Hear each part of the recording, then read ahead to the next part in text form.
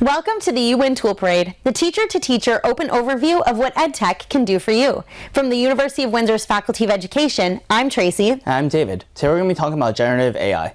Generative AI is not actually a single tool, but it's a category or collection of tools that can be used to trawl the internet and synthesize information into responses that mimic human art or human writing in real time.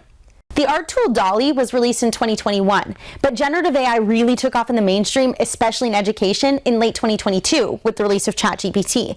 Generative AI is also now embedded into Microsoft's search engine Bing and other tools. While ChatGPT was originally text-based, the paid version now includes images. There's also other generative AI tools which can create audio or video. And for education, there's resources such as Diffit, which can create instant learning resources such as lesson plans and also learning support materials for any grade level. The term artificial intelligence is misleading, as it's not actually thinking. It's just repurposing and remixing things that humans have already written or made at incredibly fast speeds. But the fact that it can do this changes education. Yeah, so in this short video, we'll be overviewing some of these key changes, and we'll also be talking about some issues surrounding generative AI.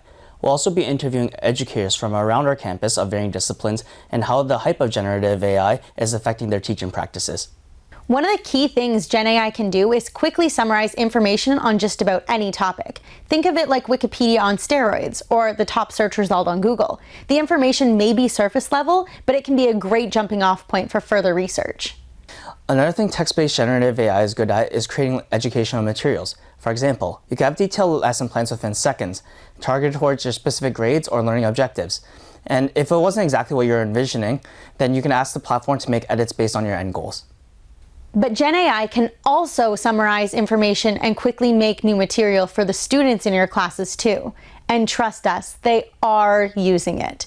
The important question is, how do we design lessons and assessments that support student learning without just handing over everything, the lessons, the assignments, and the feedback, over to automated tools? One of the courses I teach is called Professional Nursing. It's geared towards the third year level. What we have done is, instead of making it an individual paper, it's a group paper. So a group of students will have to write, and they have to write very specific about a clinical problem that they have identified. So it's very local. That is, in Windsor, we have only Windsor Regional Hospital where they do their placement. So they pick site-specific problem and they try to improve it. So we're taking out the elements where they could possibly use ChatGPT to generate an entire paper for us. I've just decided to bring it up with them. First day of class, we talk about it. And I even tell them that I've tried it. And I tell them what I found has been useful. And when I do that, it seems to make it okay for them to confess, right? There's some shame and stigma around it. It seems to make it okay for them to say they've tried it out, this is what they've found. And then we try and talk through what it's useful for and what it's not useful for.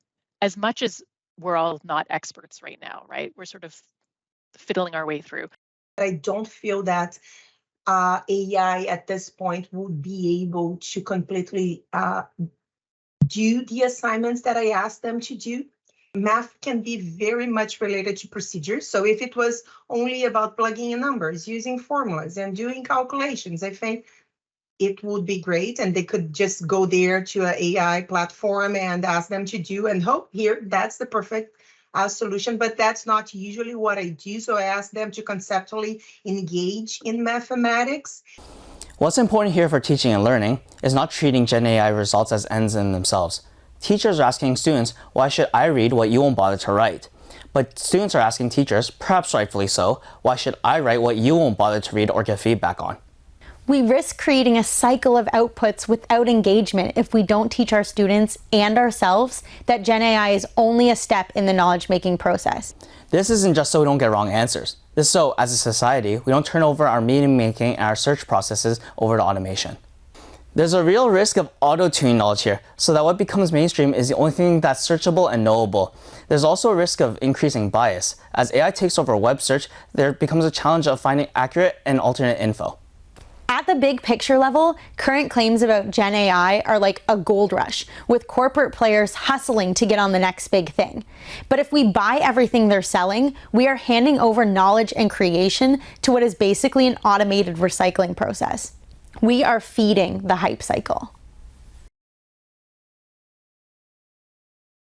I think this is again an invention that's predominantly in the global north, and so what kind of stuff that's inbuilt into this? So the issue it raises, number one, a bias, racism. You know, there's a lot of horror stories about face recognition AI that's meant basically for white people, and they're not catching, you know, other faces, so that's just I think, tip of the iceberg, right?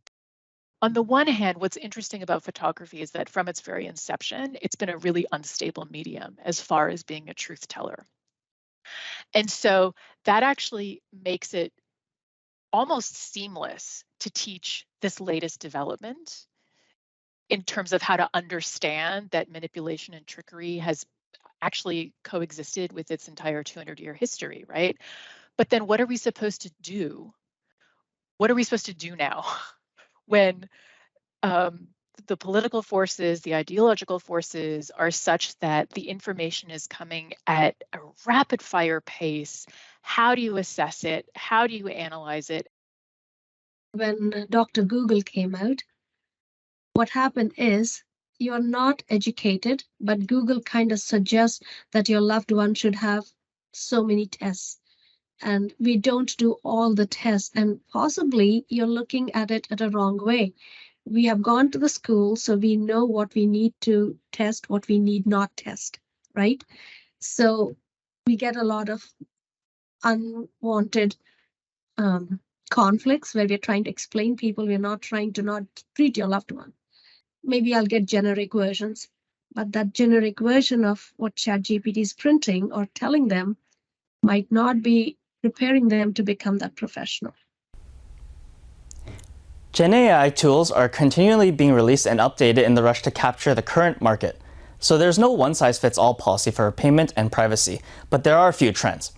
OpenAI, Bing, and Diffit all offer free models in which users exchange data for the use of the service.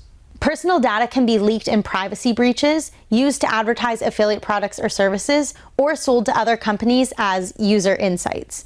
Remember, if you are not paying for the product, you are the product.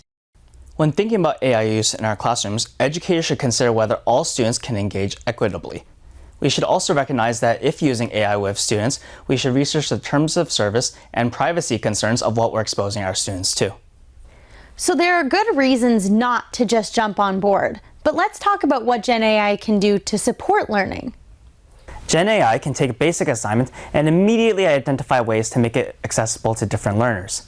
It can identify accessibility and accommodation options, create detailed rubrics, and suggest multimodal universal design for learning strategies.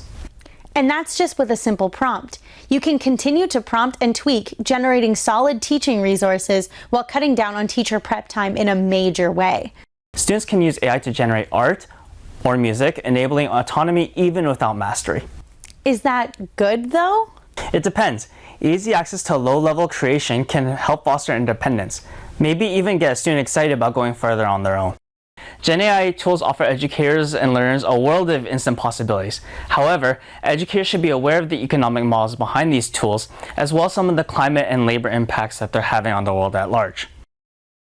One of the key practices for using Gen AI meaningfully in the classrooms right now is making sure it's a tool in a larger big picture process focused on ideas, critical thinking, and application.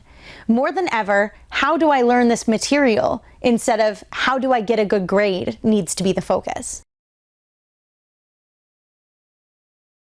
What happened was that I was trying to prompt. I didn't tell AI what was the mistake. I was asking questions to see if the AI would figure that there was a mistake. So I kept like that dialogue with AI. And then I thought, oh, that's a perfect simulation of what a teacher candidate would have to do with a student that is struggling with a concept or with a mathematics problem, right?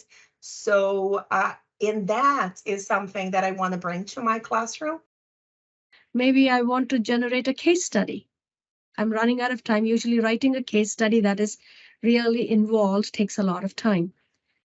We have to go through the patient chart. So I could possibly take something that ChatGPT gives me and I can actually correct it and embellish it with more greater detail so that it becomes even more in-depth. So I could use that for a purpose. But at the same time, you have to see that you have to have an expert reviewing it before you can actually give it to somebody. And it churned something out that was both terrible but helpful, in that I thought, I know more than the AI does, but also it's reminding me of what I do know. And so it had cobbled together things that I already knew and put them together for me in a package. So I was able then to use it as a springboard, right?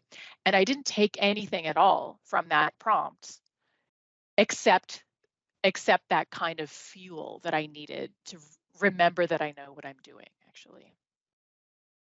As a human being, if you've lost your sense of imagination and your sense of creativity, what good, like your life is basically drab and boring, because that brings about excitement in life, right? You dream of something, you're working towards it. This thing cannot do that for you. This thing will give you right answers and something that's already in existence, written by somebody there. This will never produce something new, right? And dreaming, like things like freedom, dreaming equality, dreaming, a better society. Thanks for talking Gen AI with us. Follow #UWinToolParade and keep thinking critically about EdTech.